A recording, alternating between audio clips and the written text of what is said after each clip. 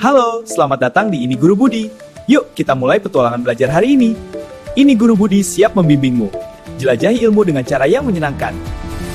Halo Bapak dan Ibu guru hebat di seluruh Indonesia. Selamat datang. Kalau Anda lagi bersiap buat UTBK, PPG, terutama buat bagian esai studi kasus yang suka bikin pusing, wah Anda udah di tempat yang pas banget. Yuk, kita langsung aja bedah bareng-bareng. Pasti deg-degan ya, lihat soal esai rasanya tuh subjektif banget, tergantung siapa yang periksa. Kayak nggak ada jawaban yang pasti benar gitu. Tapi, gimana kalau saya bilang sebenarnya ada polanya loh untuk dapat nilai tinggi? Betul banget. Rahasianya itu bukan di kontennya doang, tapi di struktur penulisannya. Jadi, kita nggak perlu lagi nyari jawaban ajaib. Cukup kuasai satu struktur yang jelas dan bisa diulang. Ini nih yang bakal mengubah rasa cemas jadi strategi jitu yang bisa kita pegang. Nah, enaknya kita tuh nggak perlu nebak-nebak strukturnya. Soal ujiannya sendiri itu sebenarnya udah ngasih kita peta jalan loh. Ada 4 pertanyaan inti yang jadi panduan kita. Tugas kita sekarang adalah belajar cara menjawab tiap bagian ini dengan maksimal. Nah, ini dia 4 langkahnya. Gampang kok. Pertama, jelaskan masalahnya. Kedua, detailkan solusinya.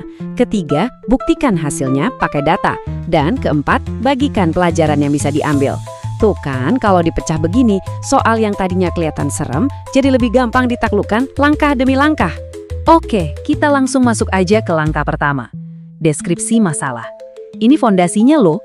Sebelum kita ngomongin solusi keren yang kita buat, kita harus bisa dulu ngejelasin dengan tajam apa sih masalah yang sebenarnya terjadi di kelas. Nah, ini contoh soal beneran dari ujian tentang LKPD. Kelihatannya sederhana, tapi biar jawabannya mantap dan lengkap, ada 3 bagian penting yang harus ada di jawaban Anda.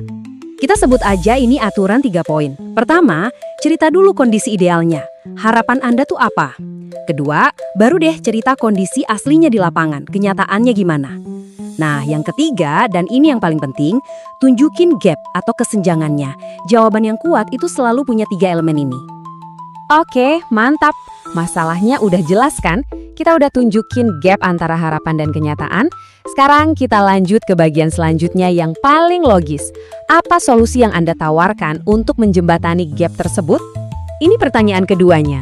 Perhatikan ya, di sini kita nggak cuma nyebutin solusinya apa, misalnya saya buat LKPD. Bukan, yang lebih penting kita jelasin mengapa LKPD itu dirancang seperti itu dan kenapa itu pilihan yang paling pas. Ada 3 kriteria yang bikin jawaban Anda kuat. Jadi, pastikan solusi Anda itu 1. Praktis, gampang dipakai sama siswa. 2. Rasional, ada alasan logis di balik desainnya. Dan 3. Relevan, alias nyambunglah sama metode ngajar yang lebih besar yang Anda pakai di kelas. Nah, ini bagian favorit saya. Bagian yang membedakan jawaban oke dari jawaban luar biasa. Di sini kita nggak bisa lagi pakai asumsi atau kira-kira. Lupakan asumsi, sekarang kita bicara bukti. Yuk kita lihat cara menyajikan data yang paling meyakinkan. Pertanyaan ketiga ini intinya cuma 1. Tunjukkan dampaknya. Penguji mau lihat bukti nyata. Oke, solusinya bagus, tapi mana buktinya kalau itu beneran berhasil dan bikin perubahan? Gampang, ada 3 hal yang perlu Anda sampaikan. Pertama, cerita dulu bentuk suksesnya secara kualitas.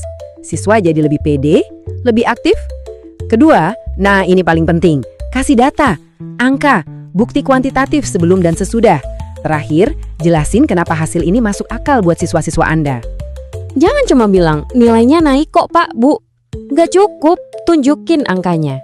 Contoh, nilai rata-rata kelas lompat dari 56 jadi 78 setelah intervensi saya.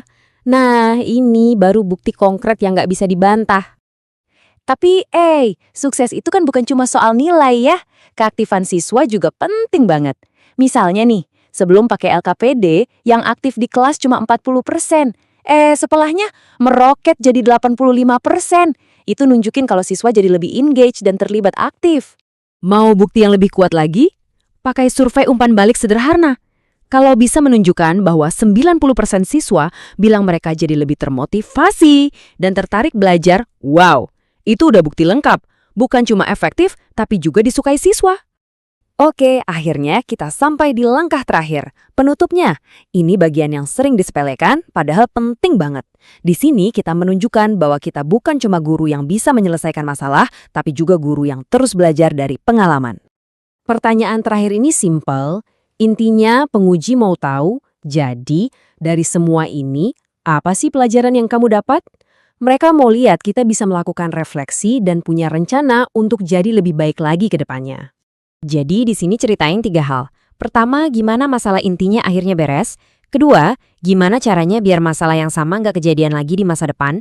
Dan ketiga, komitmen kita untuk terus evaluasi diri biar makin jago ngajarnya. Jadi, semua yang kita bahas dari tadi itu, yang kelihatannya panjang, sebenarnya bisa kita ringkas jadi satu formula yang gampang banget diingat. Anggap aja ini contekan jitu kita untuk esai nanti. Nah, ini dia rangkuman pamungkasnya, formula 4x3. Ada 4 pertanyaan utama dan masing-masing punya 3 poin kunci yang wajib dijawab. Pokoknya pegang kerangka ini, dilatih terus dengan pengalaman mengajar Anda sendiri, dijamin deh mau studi kasusnya tentang apapun Anda bakal siap.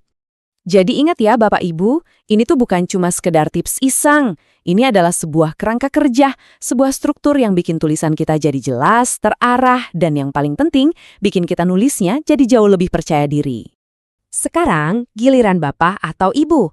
Coba deh ingat-ingat lagi pengalaman ngajar di kelas. Pasti ada kan? Satu cerita sukses, satu masalah yang berhasil diatasi. Nah, coba ceritakan pengalaman itu pakai formula 4x3 ini. Yuk mulai latihan dari sekarang. Semangat dan semoga sukses ujiannya.